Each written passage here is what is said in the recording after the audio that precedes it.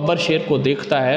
تو یہ طاقتور اور دلیر دشمن کی طرف اشارہ ہے۔ اگر کوئی شخص دیکھتا ہے خواب میں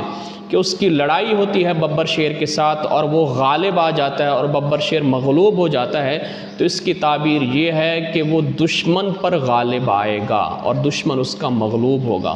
اگر کوئی دیکھتا ہے کہ ببر شیر اس کے اوپر غالب آ گیا ہے،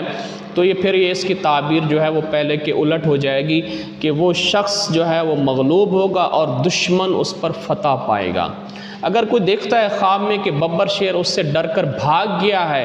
تو یہ اشارہ ہے کہ دشمن اس سے بھاگ جائے گا، دشمن سے وہ شخص امن میں رہے گا، سکون میں رہے گا۔